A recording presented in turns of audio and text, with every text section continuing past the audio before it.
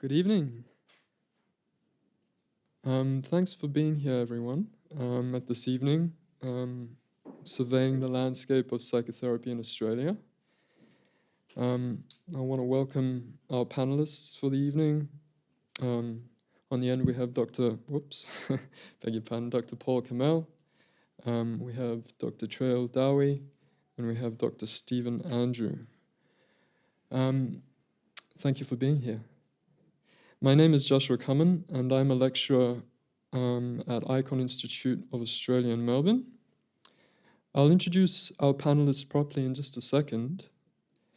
I want to first, though, acknowledge the traditional owners of the land on which we are meeting. I pay my respects to their elders, past and present, and the Aboriginal elders of other communities who may be here today. So this evening we have Doctors Paul Kamel, Trail Dowie, and Stephen Andrew to talk about psychotherapy in Australia. All three are united by their roles as clinicians and educators in the field of psychotherapy. Their professional formations, however, have been different. Dr. Kamel is a psychiatrist, Dr. Andrew is a psychologist, and Dr. Dowie is a psychotherapist. We are fortunate to have them speak to each other and to us about psychotherapy, education, and practice in Australia, as well as many other topics that I'm sure will emerge spontaneously in this encounter. Now, I want to also just say a little bit more about them in detail. I had the privilege of rereading their biographies, and it made for impressive reading. Stephen Andrew, sitting next to me, is a person-centered psychologist working therapeutically with individuals and couples in his city practice. He's a poly-friendly and queer-friendly counselor. He also offers supervision to psychologists and psychotherapists. For 15 years, he worked in a community health setting, counseling people struggling with gambling issues. In the past 28 years, he has taught counseling at a number of organizations, including La Trobe, Swinburne and Monash universities, and at the Melbourne Institute for Experiential and Creative Arts Therapy, Phoenix Institute, and the Ken Miller Institute. His focus has been on the intersections of theory, practice, ethics, and personal development. He is the inaugural editor of the PACFA journal, Psychotherapy and Counseling Today. His most recent publication is a book on the ethics of memoir titled Searching for an Ethnographic Ethic. Away from therapy, Stephen is a multi-instrumentalist who loves immersing in the process of composing and recording of multi-track soundscapes. He lives with his wife Zoe and their two cats, Sigmund and Carl. Paul Kamel is a senior psychiatrist, psychotherapist, and academic based in Melbourne, previously practicing in South Australia from 2002 to 2016.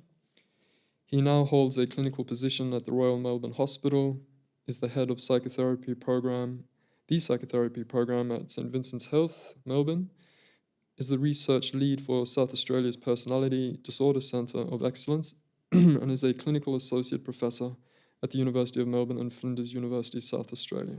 He was previously the Binational Chair of Advanced Training in Psychotherapy at the Royal Australian and New Zealand College of Psychiatry and supervises and coordinates psychotherapy training programs in different regions of Australia. He was a visiting fellow at Otto Kernberg's Personality Disorder Institute. He has researched and written in the personality disorder and psychotherapy fields, including 2 books, Reinterpreting the Borderline and The Therapeutic Encounter. Dr. Trail Dowie is the chair, Trail is in the center, of the Australian Counselling Association Panel for Trauma, Standards and Practice. He is also the head of faculty at Ikon Institute Australia and is a practicing psychotherapist, supervisor, and public speaker. Dr. Dowie's academic life and public lectures cover a broad range of interdisciplinary topics that relate to the human condition, psychiatry, psychotherapy, trauma, continental philosophy, philosophy of mind, anthropology, health and well-being, and human optimization. He holds dual PhDs, receiving a PhD in psychiatry from Monash University and a PhD in philosophy from the University of Melbourne. Thank you all for being here. Thank you. Yeah. Before we move on to the discussion this evening, I'd like to ask you all just to save your questions for the end. There will be, I believe, is there a roving mic or a mic on the side today? There will be a mic just there behind the sound. If you would, when you do have a question, just walk up and to the microphone and ask your question there. We are recording tonight, so your question will be recorded. We want your question to be recorded, but you need to be near the microphone for that to be possible.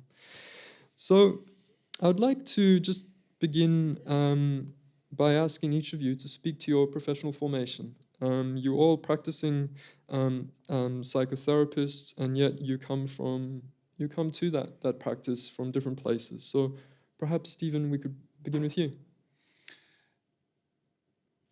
I'm thinking that there's a couple of ways of answering this, and I'll try and be brief with my answer.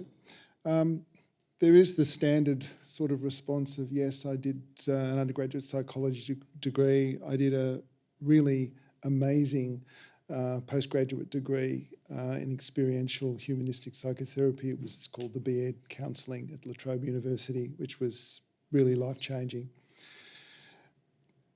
But I also think it was a whole lot of other factors that actually formed my professional persona, and that included coming across a book on education called Summerhill when I was still a young teenager, and discovering this idea that maybe the kids in school, like me back then, who hated school, actually had a point and they had a purpose and a journey to go on. We weren't just bad, we needed to be nurtured to be good. Yeah. Some guardian angels, some teachers along the way that helped, and lots of chance encounters and luck that sort of led me to here I am. I'm a psychologist. And all of this stuff feeds in, all the other learnings in theatre, in journalism, in media, music, it all feeds in, it all makes sense to me. So there is that narrow answer, well, I studied to be a psychologist doing a psychology degree, but then there's all this other stuff that I think has as much, if not more, impact on who I am professionally. Great, thank you. Thank you. Trail? Yeah, I mean, I think this is an important question to begin with, because my view on this is perhaps a little bit different to some people. When I'm writing, I often use the term psychological practice as opposed to anything else. For this very reason, I think the delineation between psychotherapy, counselling, psychology, psychiatry, you know, they are different in some ways, but they're also centrally concerned with the same thing. And if I think about my education and my training, you know, I have a psychology degree, I have a PhD in psychiatry, and I also have postgraduate qualifications in psychotherapy, counselling and analytic psychology. And I guess it gives me a kind of view of the practice and the view of what various people do. And what I would say is that various disciplines, various orientations do some things better than others. But really we're centrally concerned with the same business. One of the things that's very interesting, though, is that I think of Habermas, you know, when he says that any time there's human knowledge present, there's human interest present. And I think often that what decides these professional affiliations has a lot more to do, I think, with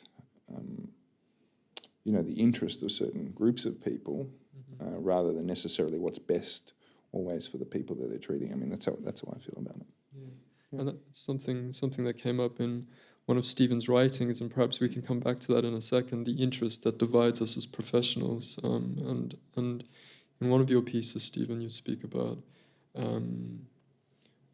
it being finally a monetary interest, actually. But perhaps we can come back to that in a second. Certainly happy to talk about that. Yeah. Paul, please. So probably similar trajectories with an array of different experiences that led me to practicing in psychotherapy. I suppose I spent, in terms of formation, quite a long time studying, and I enjoyed that in my youth. So I spent quite a bit of time studying philosophy and anthropology and neuroscience and those kinds of areas before I was engaged in anything clinically. And while I was at medical school, which was unusual for the different graduates that were in the medical program I was in at University of Sydney, I kind of knew I wanted to become a psychiatrist with a psychotherapy bent. So I was in there almost with an anthropological sensibility while I was at medical school, knowing I didn't want to become a surgeon or a physician or those kinds of things, but I was interested in, I suppose, the context of being a medical practitioner and learning in a medical school. And at the same time, I studied psychoanalytic theory, and in particular Lacanian theory, and because that was suited to my philosophical sensibility as I'd studied before. And as I finished and went into psychiatric training, I wanted to continue my exposure to psychotherapy. So fairly early on, I got involved in psychotherapy training, which is one of the avenues you can take in subspecialty training when you're becoming a psychiatrist. So I got further experience, further engagement as a psychiatrist, being interested in psychotherapy, which again is probably, it's a big group within psychiatry, but still a minority of psychiatrists that really subspecialise in that area. And I took that further after I finished my specialty training and went into psychoanalytic therapy studies and training with an institute over in New York. And along the way I did some, again, with something of a philosophical and anthropological sensibility, I wanted to study institutes and training and functioning, and that was part of also what motivated me to go over to New York and spend some time with Otto Kernberg's institute. And prior to that, I was involved in the PhD program at Monash, which was where I met Trail, which was a wonderful multidisciplinary environment to look at qualitative research in the interface between these different professional disciplines and academic disciplines. So I felt quite a privilege to be able to come over from Adelaide and do that and meet people like Trail as well. Thank you. Thank you all. I guess it would be really interesting now to just shift to the question of the mental health landscape and how you all see that from your different perspectives, from your clinical training, your educations, but also it seems like a kind of a prescient moment to consider this, given the radical changes that have been occurring. I happened to be speaking to Stephen backstage earlier this evening about how COVID and Zoom have changed therapy. So be interested to hear a little bit about that, please. Yeah. Yeah, I'm happy to talk about that. If you, I was quite sceptical. I thought that we're going to hit a wall here as therapists. We can't go into our little rooms with our chairs and sit and talk to people and usher them in and out. And it was my wife Zoe who said, "Your attitude here is it's all ass up. You've got to turn around the other way and really embrace this, see if you can make it work." I thought, "Oh, all right." So I did, and people came on board, clients came on board. I ended up with only two, in an almost full-time practice, two clients who didn't want to partake in this. And along the way, I found a number of really unexpected positive aspects of doing this sort of work, that the 50-minute hour could extend by virtue of the fact that my client could snuggle under the doona, go back to bed straight after seeing me, or have a shower, or go for a run, or do some writing or drawing or something like that. Where normally they'd have to go down the lift where my room is, hit the craziness of Queen Street and the buzz of the city, and the spirit or the energy of the therapy session would really be blocked. So when you say extend, you're really talking about like the deepening of the actual psychotherapeutic experience. Yes, yeah. yes. And of course, prior to the point of meeting, people are, again, not travelling, are not dealing with traffic, not dealing with the bustle of the world. They might be, as I often am, finishing breakfast, sitting down going, right, let's prepare now for this. I don't have to battle traffic. I don't have to go through the city. I don't have to do all that stuff. Yeah.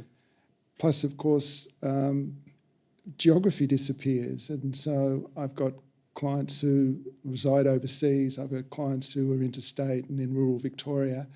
And it's pretty cool to be able to speak to them in that way. And it seems to be working well. I keep track of this and ask them how it's going, and it's been a big change. I'm not going to let that go. I'll get back to face-to-face work at some point, but I'll keep that as part of my work. Very interesting. It's a really interesting thing to consider, the COVID moment and what it's done for therapy. But I do want to extend this question of the landscape into what has been the landscape for quite some time now and where it might be going. And I'm wondering, Trell, if you have any thoughts about this. Yeah. So I guess my view on these things, and I'm interested to hear how Paul responds to this question, is to see, mental health and mental illness and the reasons that people come to therapy as essentially an extension of cultural and social problems. I mean, I think it's no mistake that psychotherapy emerges, with industrialisation. It becomes a response in many ways to the alienation that people experience with radical urbanisation and the breakdown of, smaller tribal groups and agricultural societies and all those kinds of things. So I think I always wish to begin by seeing it as a social and cultural problem. And I think there's a famous paper written by a guy named Ikon, where he was writing about the names of the unconscious. And one of the names of the unconscious is culture. And in some ways, I think that what we see manifest in a clinical setting is actually a direct result of the society and culture we live in, with what we value, with what we prioritise, what we incentivise in particular. I think the incentivisations of our current society are highly problematic in terms of the effects they have on people. And as all the students will have heard me say ad nauseum, Gregory Bateson said most of the problems in the world are caused by the difference between how people think and how nature is. And in some ways, what I see mental illness and mental health as being connected to, and I'm not saying that other cultures don't have other problems, because I think inherent within the notion of culture is it's going to produce problems in individuals, it is connected to that breakdown or that tension between how the world is actually organised. So, but I'd be interested to hear, Paul, your thoughts on that. It sounds like we started talking about COVID, but we zoomed out to a broader context, I guess, of the cultural moment at the moment. And I suppose COVID, in some senses, accelerated things. Like in the lead up to COVID, for some years, I had done some video therapy. I'd done video supervision and interactions with other supervisors or training groups around the world, and I like the accessibility, potentially the democratisation or the availability of things, and seeing people as they travelled, as they're interstate or as they're overseas, and those kinds of things. And that obviously all accelerated last year. So training experiences, suddenly there wasn't so much of a centralisation to an institution, and training numbers over Zoom compared to previous meetings or programs would actually increase. And then there's the question of the quality of the interaction, or if it's in a digitised space, what's that like? So are things a bit more ephemeral or disposable or something like that?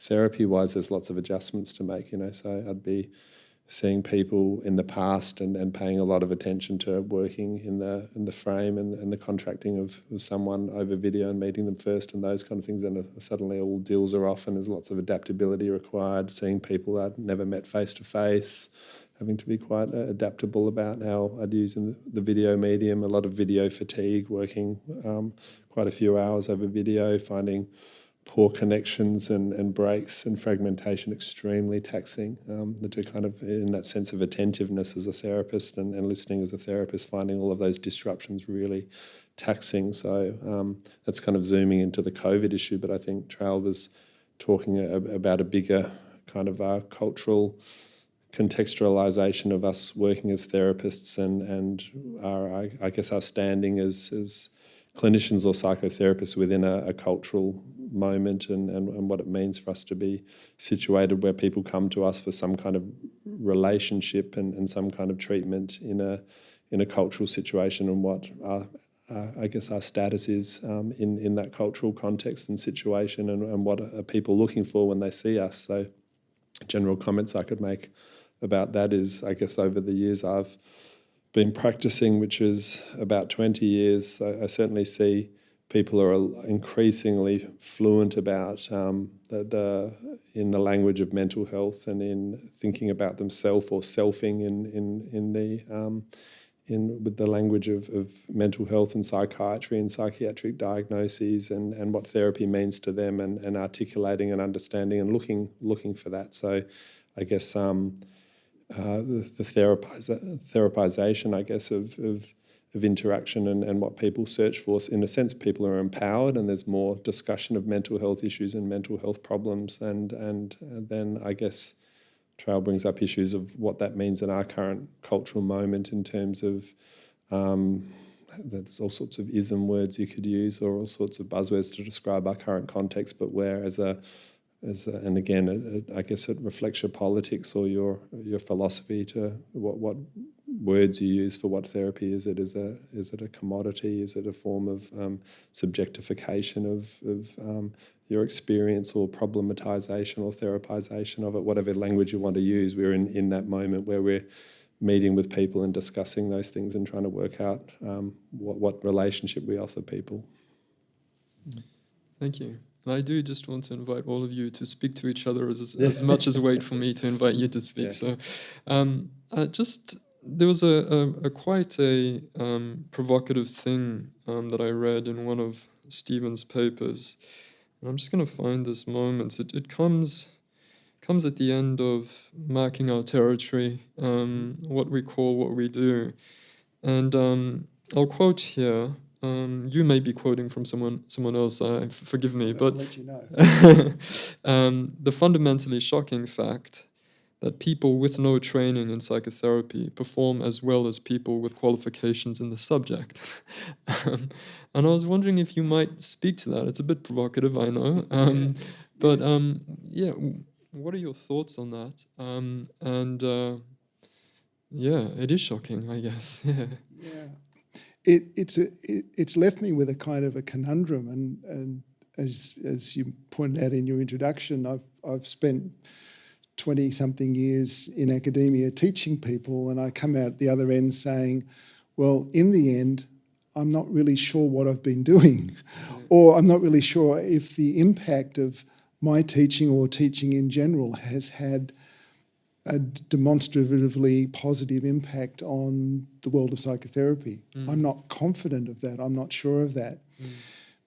I like the idea, and I think, Trail, you were saying something about this before we came on, this idea of therapy being something that exists within a profession, but it also exists outside of a profession. So you've got all sorts of people who can do therapy, in quotes. Some of them are therapists, some of them are not.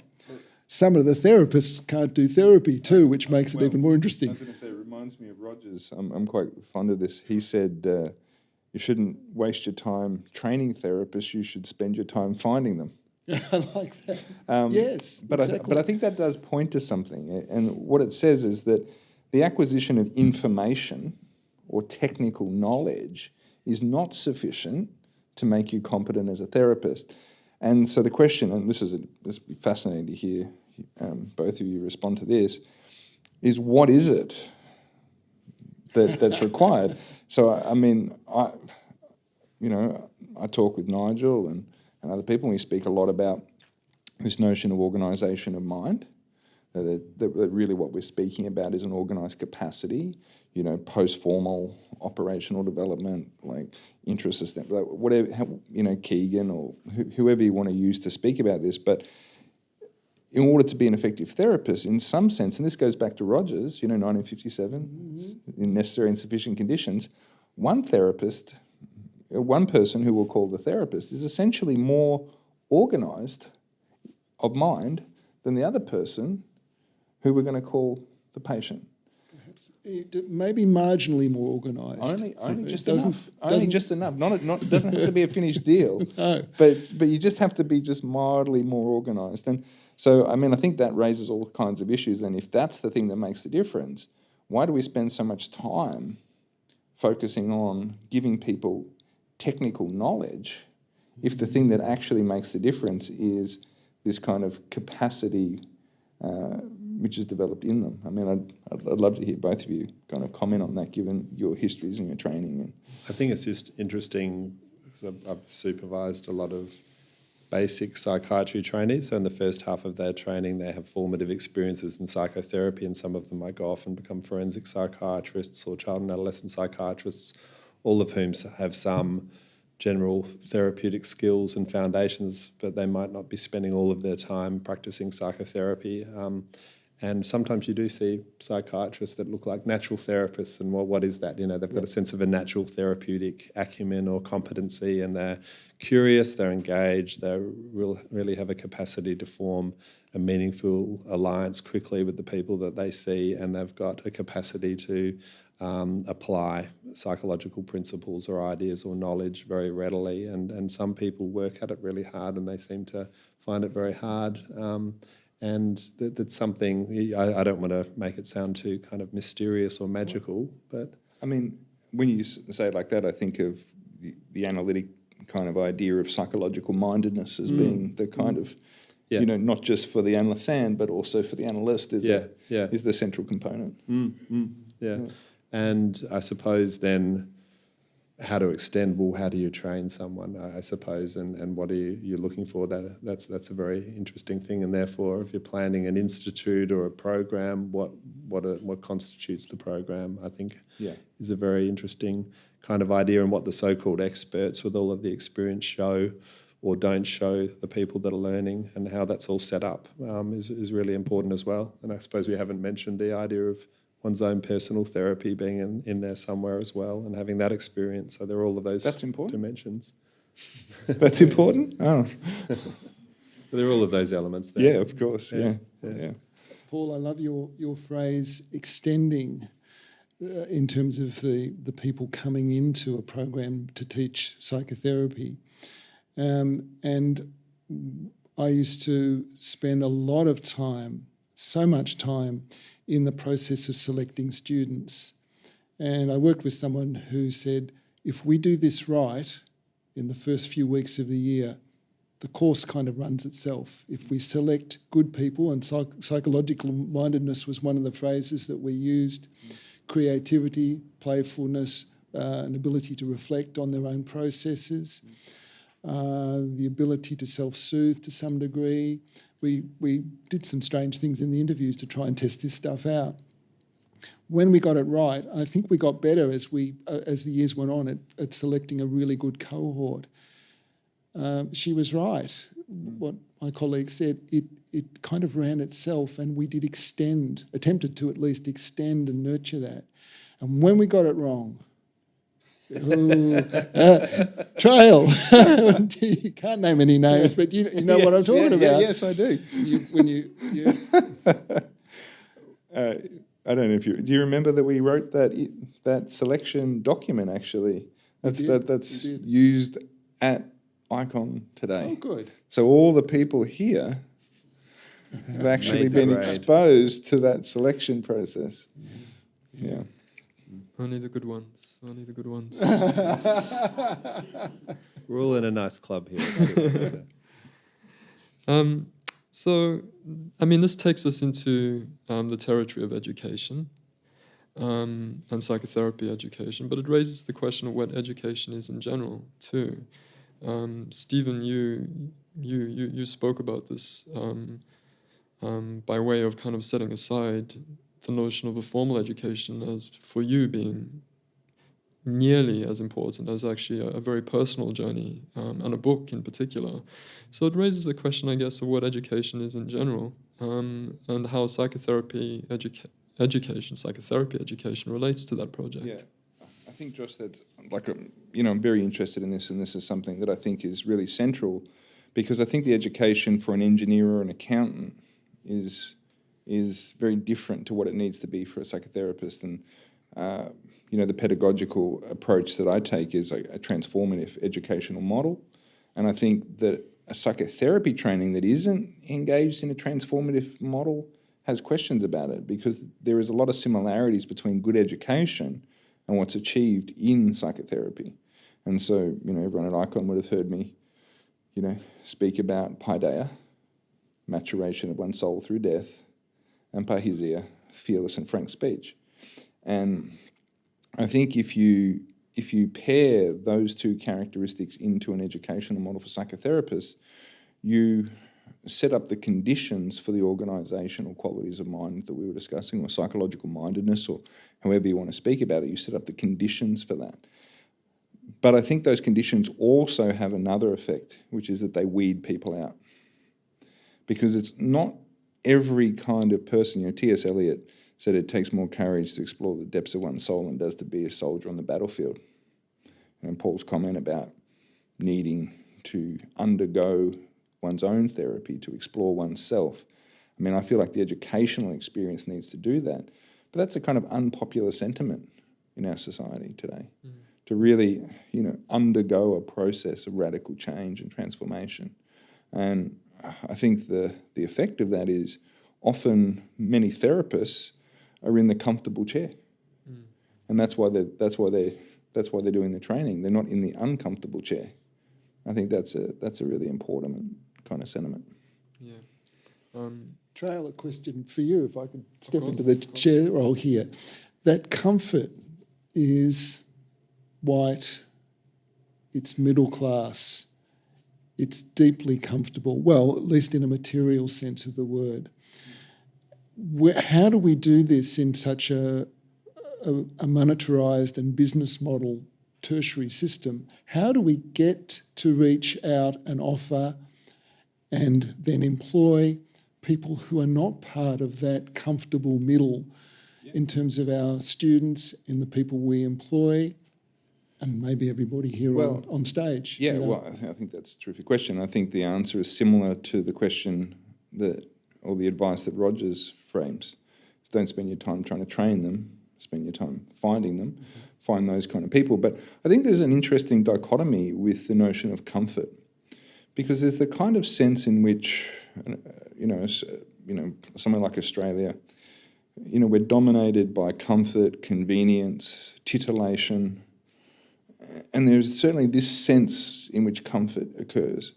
But there's also another sense in which comfort is also a kind of euphemism for a kind of stability and safety.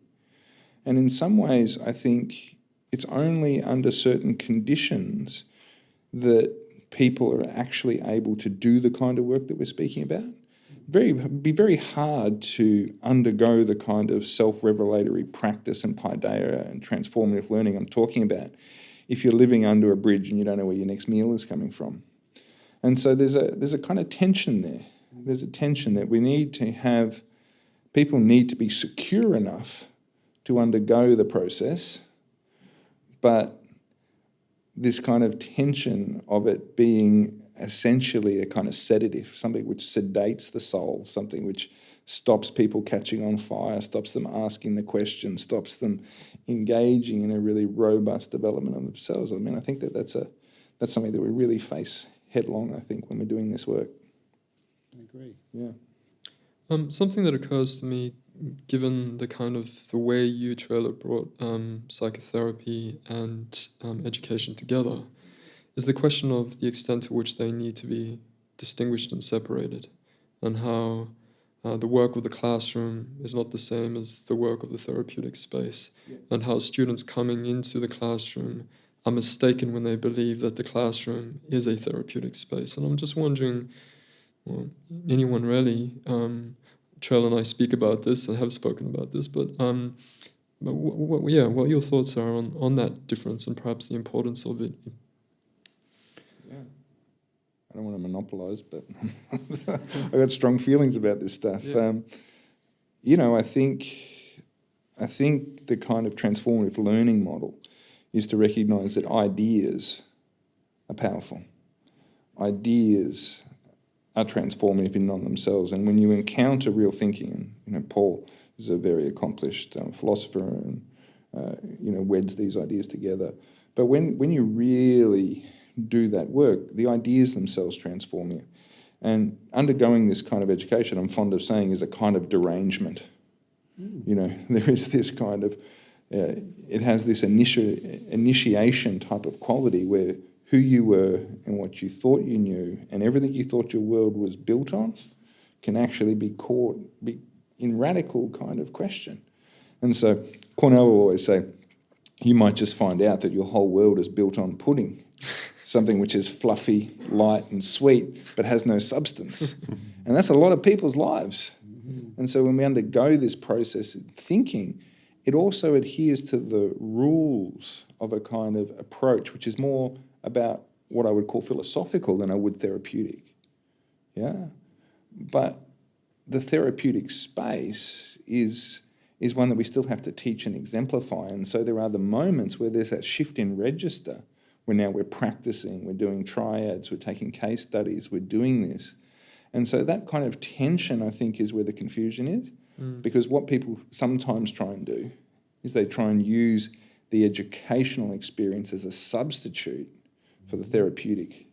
And that's just another way of not going into that uncomfortable chair. Exactly. Yeah. So if we think of someone who's training in psychotherapy having their own personal transformative experience in their own therapy, alongside or before or during or after or all of the above their psychotherapy training, then you think about the institute or the program where they're training in psychotherapy and the different functions that has. And I think we've alluded to those. It's an article I like of Kernberg's where he talks about what's a psychoanalytic institute and the different functions, what's it like, what's it comparable to, and I think we've mentioned some of these already. Is it like a university program bestowing knowledge, so you're learning theory and knowledge, relevant psychological, neuroscientific, psychotherapeutic research, and you're learning the knowledge? Is it a bit like an art school where you're seeing expert artists in a studio type environment and their artistry and their practice, and you're learning from that, so they're accessible, you know, they're not hidden away somewhere,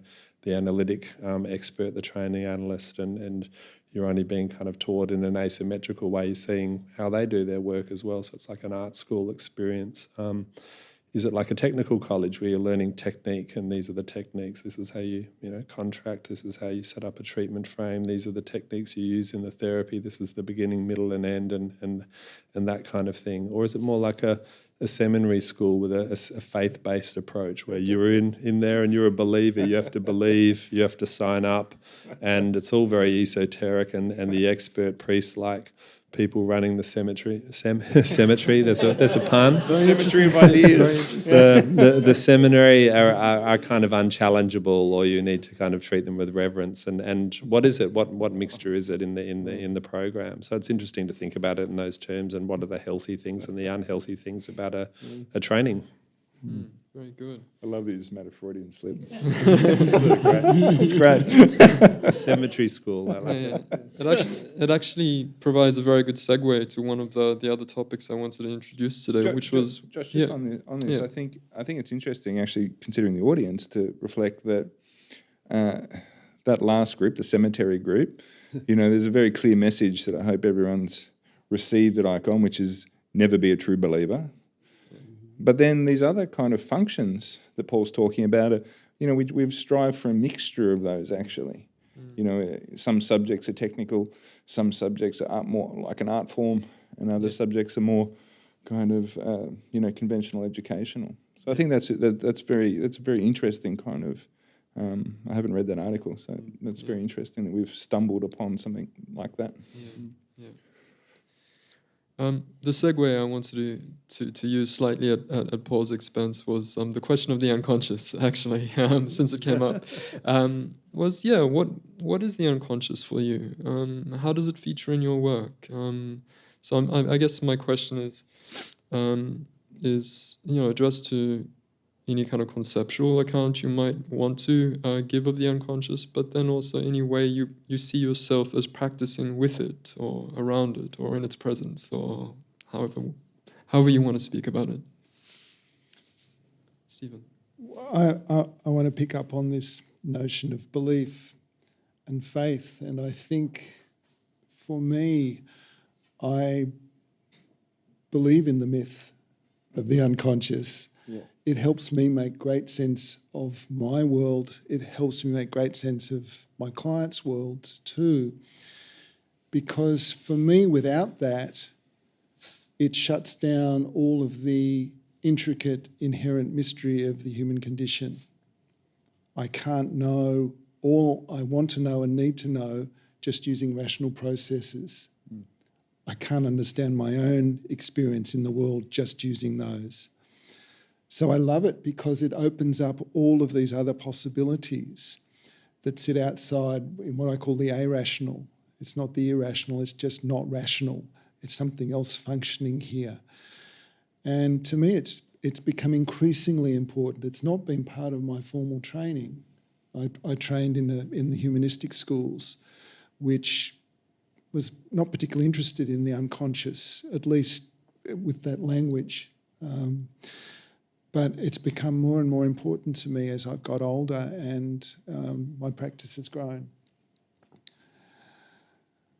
So it helps me make sense of things. It helps me make sense of what would otherwise be bizarre and crazy making for me. So, but coming back to faith for a minute, it requires a leap of faith if I'm working with any degree of analytical thinking that you, I'm pointing to you, Trail, as my example here, as a grown man should be in some way still impacted by whether you were breastfed, whether you were changed, when your nappy was dirty, whether you were held, whether you were seen, whether you were entertained, when you were, and I'm talking when you're a tiny baby. You know? How long have you got? That stuff persists, and it requires a leap of faith and a blow to the ego, which says, no, I'm an adult. None of that rubbish, you know, trouble with mum and dad, but they're well out of the picture now. Yeah. Herr Doctor? I suppose reckoning with and coming to terms with a notion like the unconscious has right from the beginning been an ongoing kind of process of kind of engagement with the term, I suppose, right from the beginning as a philosophy student that began to engage with psychoanalytic theory and had suspicions about the very doctrinaire or orthodoxy kind of approach to the unconscious, and then the way it was taught in psychology programs, the way it was reckoned with in philosophical teaching that I had before I then began to kind of approach Freud's writing for myself and try to look at it myself and come to terms with it and realise how complex Freud's writing was and to engage with that, let alone all of the thinking in that psychoanalytic space that's occurred for the more than 100 years since. So I think it's an area of historical and theoretical engagement at one level, and then at another level trying to, in my own, I suppose, personal way, clinically, individually and personally, and then come back to it theoretically, engage with this notion of the unconscious. It's a lot of complexity there, I think, and it's a term I kind of come back to and try to reckon with. So when I have to, and I say have to because it's important to engage with it and address it, I have to teach it to people that are learning psychotherapy. It's something that's, I think it's quite challenging to do. So you go back to different readings and give different perspectives in a really kind of multi-dimensional way to try to come to terms with it. What do you find challenging in that teaching, Paul? What's the difficulty? It's probably the way I think. I think when I go into things, I find more and more complexity and openness to them. So to actually say something pithy or brief, like in this situation, I think is quite difficult for me. Yeah. Okay. Yeah, because when I open up a field of complexity, I think I kind of go down rabbit holes and go into different lines of flight and tangents, and there's a lot there. Trail, it looks like you might have something to say. Oh, no. I mean, I agree with Paul. I mean, that question of kind of, you know, opening up a topic like that, I mean, it's a huge topic. But I guess my view on it is a little bit different to Stephen's, in the sense that I feel like it doesn't require any faith, actually, to believe in the existence of the unconscious. I think there is enough scientific evidence to support its existence. I think we've come to understand it in lots of ways. Since Freud's original kind of folk psychological account, which is very powerful in many ways, the observation and the way in which he was able to translate those observations into meaningful and approachable clinical kind of concerns. But, if you think about the work of Jacques Pansep and, all the neurobiological fields that have kind of spoken to those things and how we understand human psychology and the operation of the mind and the brain and all those kinds of things, I'm like, yeah, I think its existence is not really the question. I think its nature is the question. So how does it work? You think about what is the unconscious. Well, the unconscious is the body. The unconscious is culture. We can say these pithy things about it, but as Paul is saying, to really understand its operational qualities in ways which aren't kind of superficial or aren't foreclosures of it. Because perhaps the reality is that there is no singular articulation of what it's like. Perhaps the way it is manifest in every individual may in fact be radically different. It may not simply be explainable in a simple doctrine of explanation. It may actually be something which simply requires investigation. And it is the subjective and intersubjective realm of investigation that may constitute what psychotherapy is in some ways. I don't know what you guys think of that, but that's a very good articulation of it. It's an ongoing process, isn't it? Without necessarily an endpoint. I like Derridean notions like supplementarity and difference or differing as well. We can kind of try to pin it down and come up with ideas that are kind of distill it down or articulate it, but there'll always be something a bit beyond and extra or something that we won't get to about it. And it's a challenge. And as you say, it could be the challenge of psychotherapy. I'm interested, just sticking on the question of the unconscious, I guess I'm quite interested in, the Lacanian articulation of the unconscious as structured like a language. And so there we have very much an understanding of the unconscious that brings it close to discourse. And I guess there are other ways of understanding that may bring, and your mentions trail of Pansep, a neurobiologist, I believe, bringing it back towards the body, and not just the body, of course, but a certain way of seeing the body. And then, of course, there's the work of Alan Shaw. Again, it seems to me a re-articulation of what the unconscious is. Yeah, well, I think what you're describing there, and you think about someone like Mark Solms or someone like that in neuropsychoanalysis. Essentially what they're doing is they're taking Freud's original project, which he couldn't complete, and essentially going, well, here's the folk psychological explanations. Is there a scientific explanation? And they have come up with things, but again, I think that is the least interesting part of the problem. I think it's the qualities, how we engage with it, the individual and particular manifestations, the universal category of the unconscious. Okay, let's say it exists. But that universal category tells us very little, I think, about the individual category. I mean, it might point us in the right way, but this is why I think, I often say to students, sometimes you might be unfortunate and you get a Jungian patient. They turn up.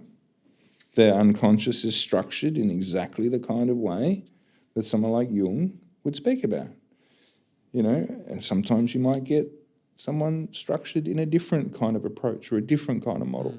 Because all these models are human beings trying to make sense of a type of mind.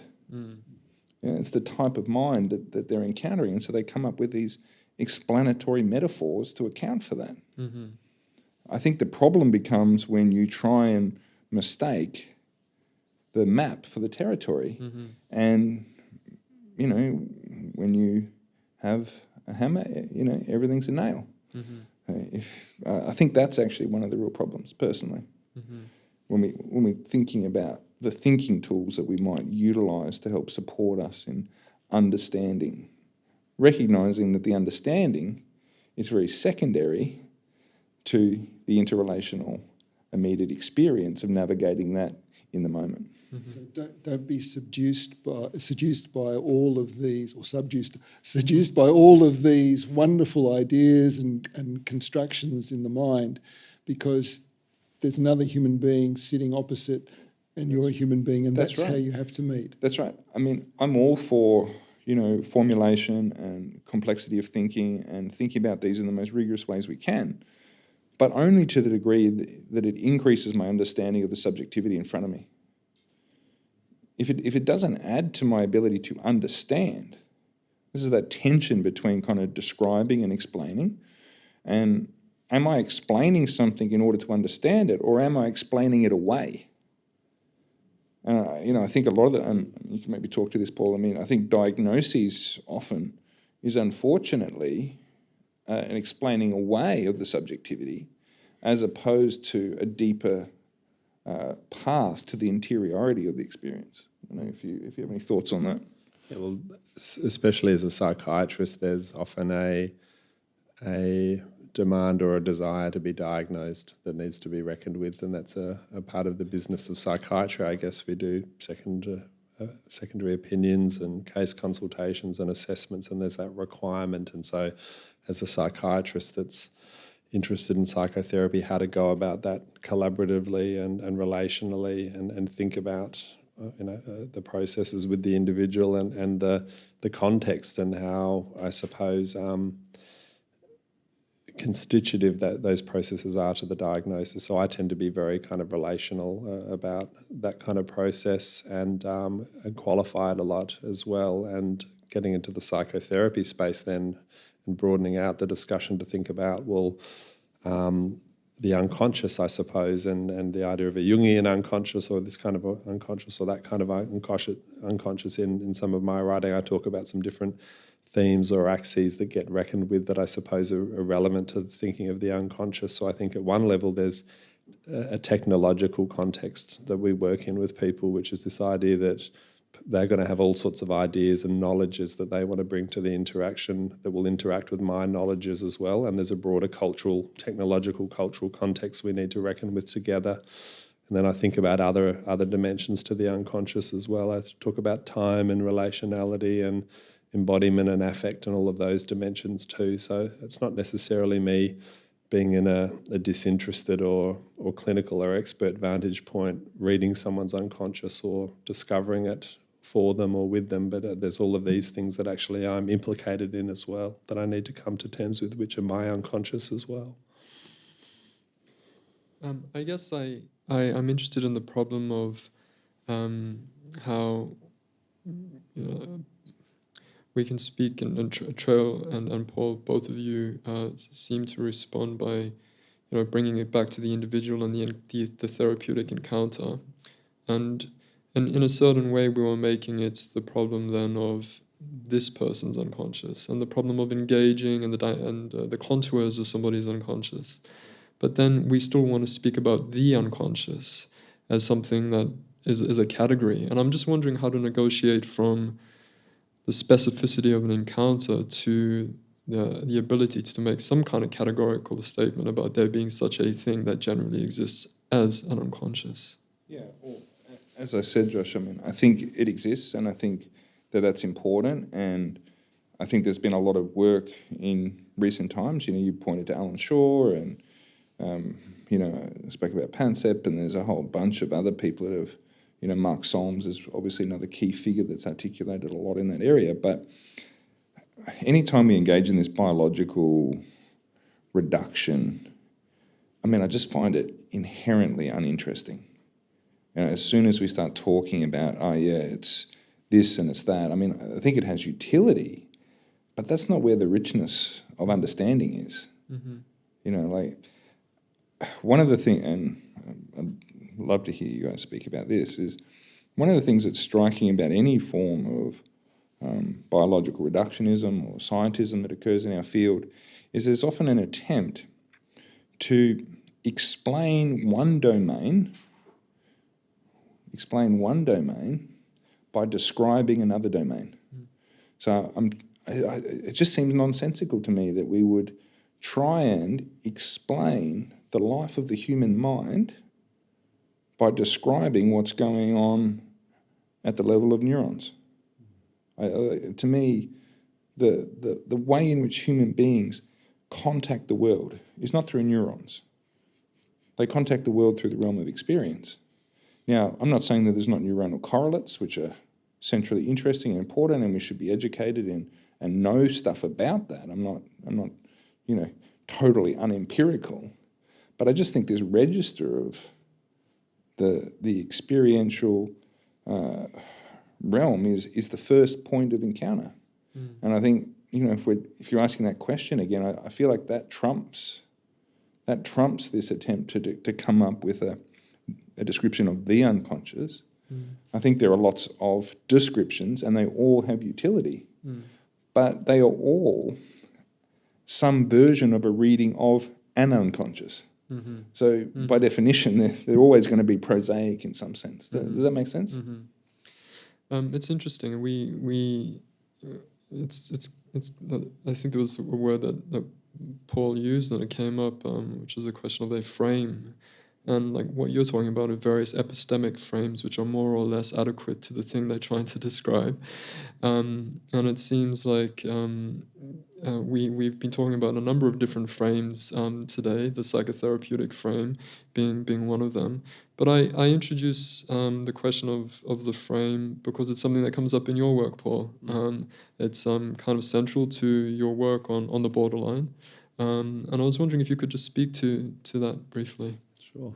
So when I began training in the object relations approach, my first supervisor, Frank Yeomans, I was interested in the fact that his whole first book on psychotherapy in that space was about contracting. So it wasn't even about the psychotherapy starting, but it was all about contracting. And I suppose I became interested in the notion, and I use a pun in Reinterpreting the Borderline book about framework, and this idea that actually you can spend so much of the time going back and forth with people that are designated as borderline, working out what you are doing and what you're not doing and what the space is and what it is going to be and what it isn't going to be and how you relate to a crisis and who's involved and who isn't involved and all of those kinds of things. And this idea of framework actually is something that you can have this fantasy of down the track the therapy will begin, but actually a lot of it is about engaging in and feeling implicated in this space of chaos and fragmentation in a sense that nothing's being done or no one's being involved and those kinds of things. So the idea that frames, flame, there we go, there's another one. Here we go. It's great, isn't it? My unconscious is just popping at the moment. Frames need to be thought about and need not to be rigid, and there needs to be flexibility and adaptiveness. And I suppose that governs my practice. So I work in lots of different settings and I try to introduce psychotherapeutic thinking into all manner of kind of settings, including emergency departments and general psychiatric settings and places where it's not often felt to be the most conducive space for psychotherapy, to increase thinking and increase flexibility and engagement in a therapeutic manner, rather than slipping into, I suppose, an unthinking way of working in those spaces, which, a bit like Trail was saying before about kind of offering a diagnosis, that can be a way, and again, this is another pun I use in the book, of bordering things off, and creating borders, and, so I use puns around border control and border security and those kinds of things as well, this idea that's kind of implied in all of this. Thank you. I do want to flag that we will be moving to questions in about 10 minutes' time, and the microphone is just behind the tech. There it is. So keep your questions in mind.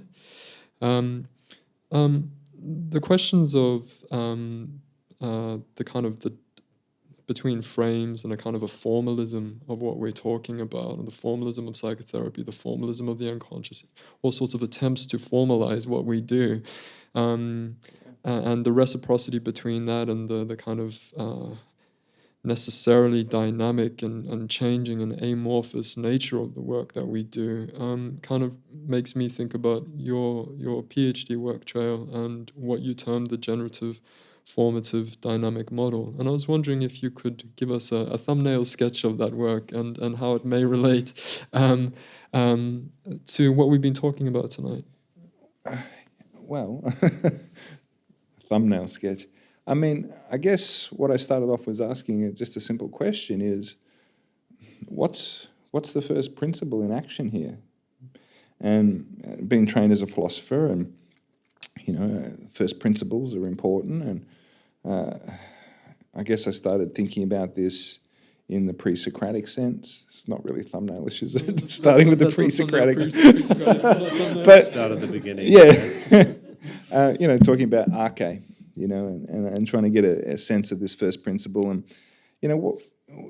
what I kind of thought about was that, I think the psyche, this point that I'm raising about Bateson earlier today, I think is synonymous with this as well, is that human psychological life is connected to the general quality of being. And being has this generative feature. There is something rather than nothing. There is this quality in the universe which is resisting entropy, which is forming and creating. And that process is, I think, central to human psychological life. And I think a psychology or psychotherapy which embraces this generative quality, and this is influenced by a lot of people. I guess in some ways I'm very interested in the question of a transcendent function. And one of the things I've been really interested in is that intersection between the question of what is immanent and what is transcendent, what is the nature of human transcendent capabilities. And I think that's a fundamental kind of ontological question that we have to face up to. And it's so interesting because I was getting very greedy to ask Paul a question a moment ago, this question of enfrainment. And I was thinking about kind of Heidegger's notion of, enfrainment and what it means for this to occur. And how do you smuggle in? You're so Heideggerian in so many of your writings. How does this get smuggled into a psychiatric setting? I know, when we were at Monash, it was an open space for that. But in more recent years, where I've presented there, I've been met with... We used to meet in a psychiatric unit. Yeah. And it was marvellous. But then subsequently, it became more and more conservative, more biological. And I would talk in some of these terms and people would be like... you're in a very kind of prestigious position, I guess, to infiltrate and produce this kind of influence of philosophy and this Heideggerian philosophy. How do you do that? How do you smuggle it in?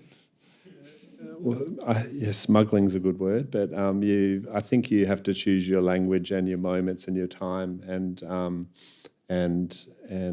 I suppose be very adaptive. That's the way I think about it. So choose your audience, choose your space, and introduce it in the ways that seem amenable in the moment. So I like to be present in seemingly the most environments that are really not conducive to or kind of really not likely to kind of entertain those ideas, and I suppose show my worth or in terms of flexibility and being able to engage with problems in a way where in the background you might have those kind of sensibilities to kind of look at transformative or generative potential and flexibility of thinking and thinking about whatever the maxims are that can show your worth in thinking in that way, authenticity or whatever it is. Potentiation. I guess in reading your work, one of the things that strikes me about it that we share is a really deep interest in temporality. Yeah. And I think this is a central concern in the work. I think the way in which the mind resists entropy in some ways is through temporalization. This is and it's such a critical feature, yet it's seldom talked about. How do you bring that in?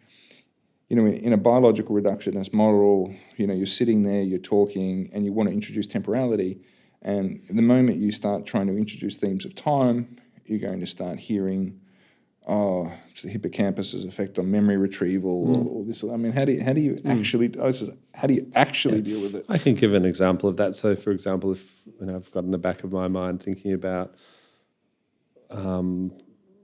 a concept I like, thinking about borderline issues, is Andre Green's writing and talking about the central phobic position and his analyses of temporality and those kinds of things. If I'm in a situation, there's a clinical group talking about someone presenting in crisis, suicidal in an emergency department, not being able to think about why they're there and describing some abject state of suicidality or anguish and not being able to think and relate and engage in a way of progressing or overcoming the crisis that they're in. I'll be thinking about those kind of ideas in the background of anti-time and anti-relationship and talking about the challenge of that. So if a clinician's familiar with, say, DBT and chain analysis, or they're familiar with another therapeutic model, or they like the ideas of emotional regulation or containment or something, I'll find the language that is comfortable for the person and I'll try to kind of work with it, you know, and if it's in a supervisory situation, I might introduce the other concepts I'm more wedded to or familiar with, but I'll try to work at the level of the person. Is there always an impoverishment with that, though? I mean, if you think about the richness of the Zollicon seminars, for example, and what they could offer, I mean, is there always an impoverishment of having to encode everything in that way, or do you feel like you can get the job done like that? I think so, and I think, I don't know, I suppose everyone's got a perspective, do you know what I mean? And I think a lot of it's contextual as well in those kinds of demanding environments. I think the challenge is trying to introduce new perspectives, because there's lots of shortcuts and compartmentalised ways of thinking, and to kind of keep it open and fresh. Mm. I'd like to draw back from Heidegger for just a little moment. I just also want to point out that thumb got very big of Charles, and the thumb, and it opened up the thumb, didn't it? I like it. Yeah. I'd like to draw back from Heidegger to a question to finish on, which is, what advice would you give to people wanting to start practicing psychotherapy today?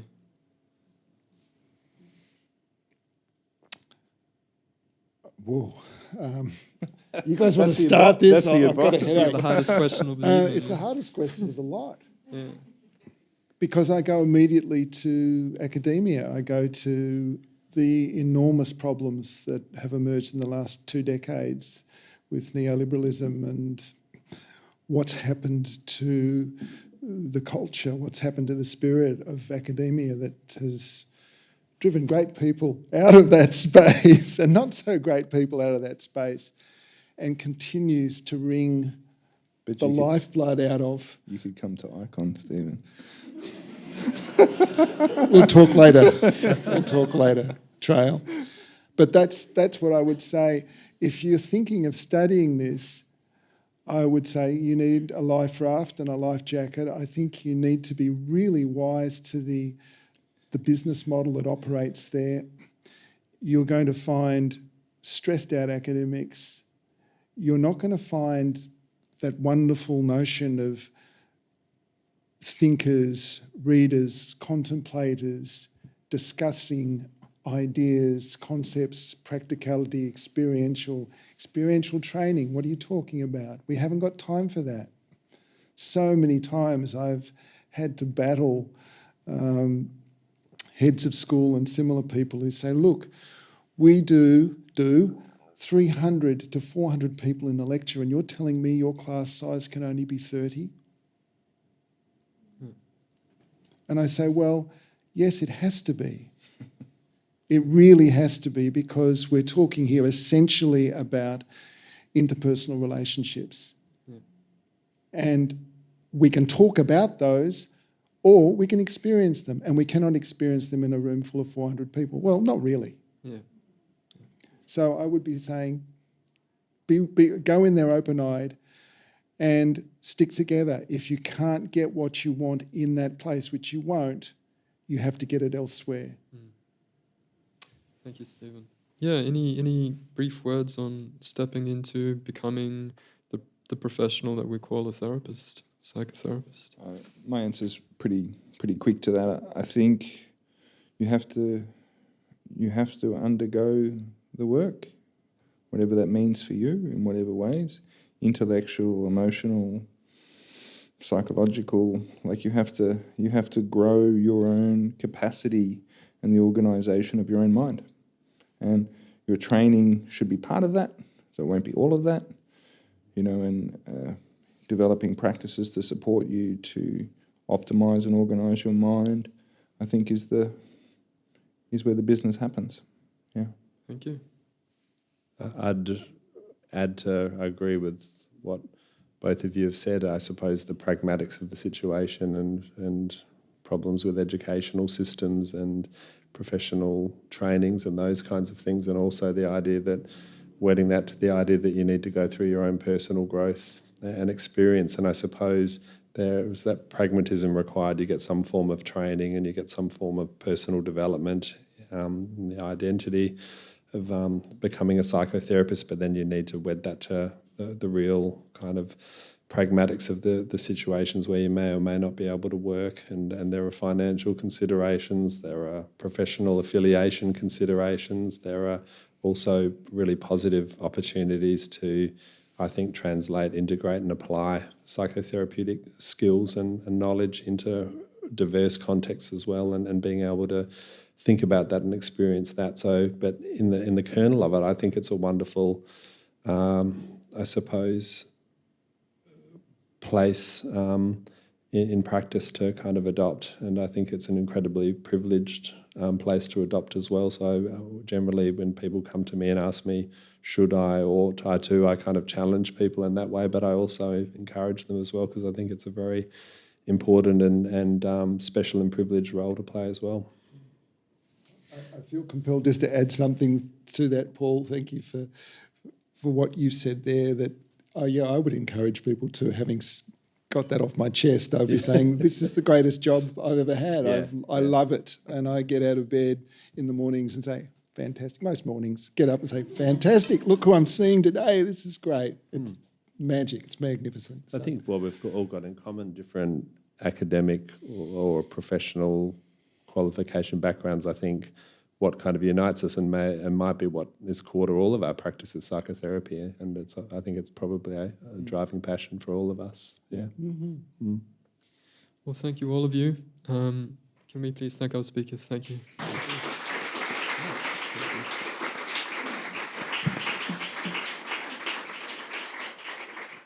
So the microphone is there. Please do step up to the microphone if you have a question. Burning questions. Burning questions. Start the question train. Just wanted to say thank you for a really high-level, enjoyable conversation, and that we could all participate or spectate on it. I was wondering about the topic of biological reductionism. And it seems that a lot of the issues discussed come back to that, at least in relation to the way that psychiatrists are approached for diagnosis, or the way that there are particular assumptions around the unconscious being mythical in character. It seems like a lot of the questions sort of circle back to this underlying assumption of biological reductionism.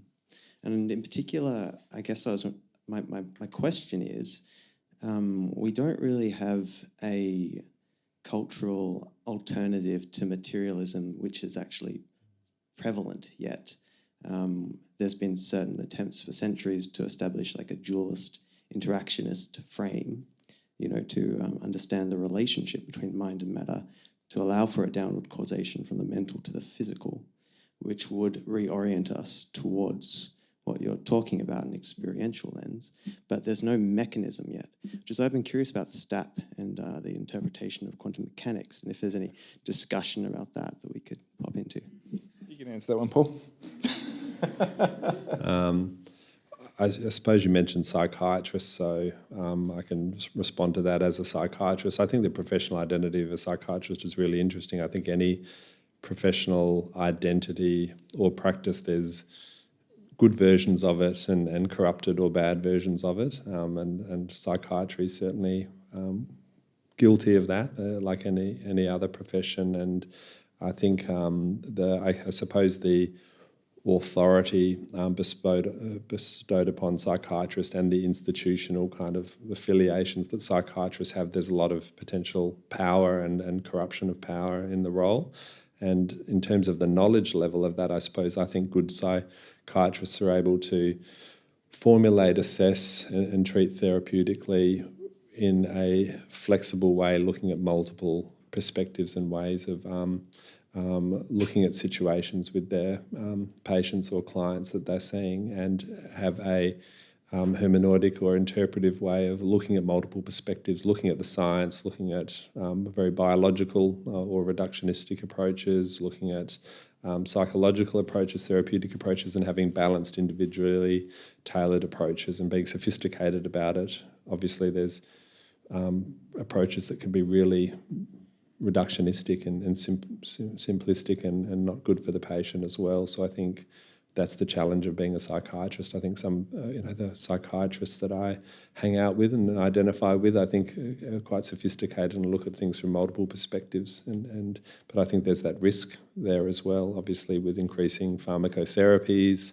with the increasing prominence. And most psychiatrists I know are reserved about and sceptical of diagnostic manuals, like the ICD-11 or the DSM-5, but we'll look at it with an interpretive and critical lens and use it accordingly and discuss it with patients in that way and not try to kind of reify it and that kind of thing.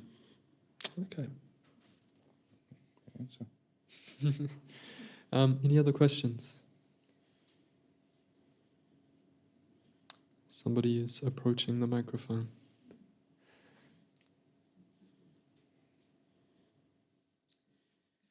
Firstly, thank you. My question is around, to each of you perhaps, is around the notion that when somebody enters into some form of psychological practice therapy, as in you guys, the notion that they are themselves touched and transformed by entering into the intersubjective field, number one, with their client, and two, with someone that's at least marginally less organised in mind than themselves. If you could speak to that. Yeah, I'm very, very big on this when we, in teaching and training, is that the idea that therapy only changes one person is a silly idea. It influences and changes you as the clinician in different ways, obviously, to the client or the patient, depending how you're formulating that. But I think to really move into an intersubjective register, that's always going to be the case to some degree. And I think it's because of that there's a kind of riskiness involved in it. And I think sometimes there's an attempt to mediate or downplay how risky sometimes that can be. You're moving into this space. It is liminal in nature. It is a invitation into a transformative kind of crucible. You can't get into that without being touched by it in some way. You can't swim without getting wet, and I think that's really important.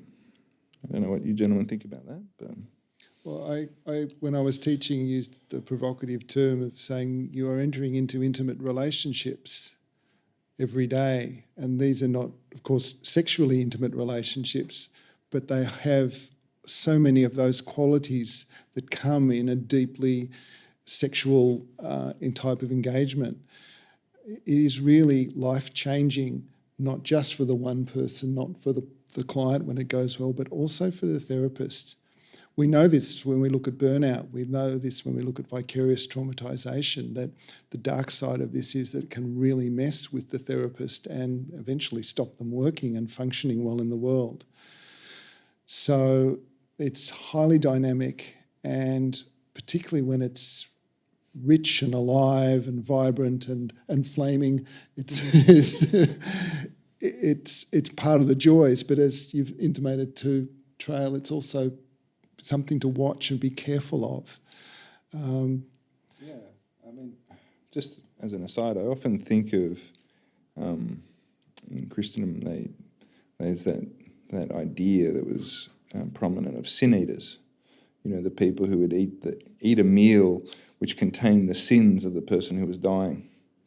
And there's this notion of like the ingestion of the sins. And in some ways, I think psychotherapy involves a kind of transmutation of what cannot be held or what cannot be dealt with or what is uncivil or what is too hard to speak about.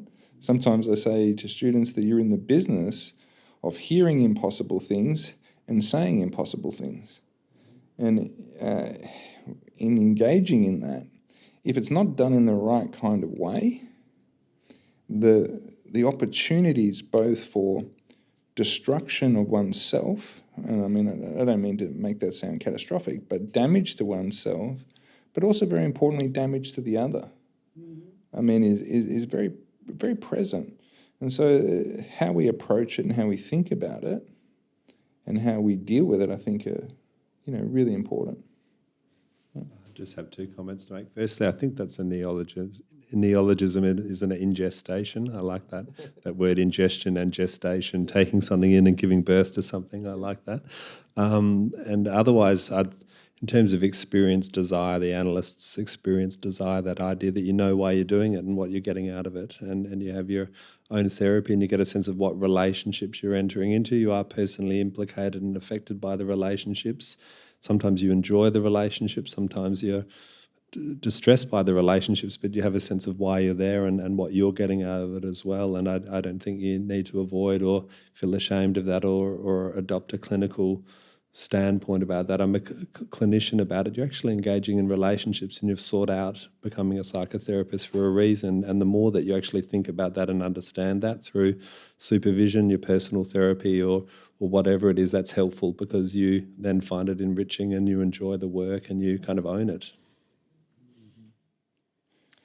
We have another question, and this will have to be the last question of the evening. Thank you.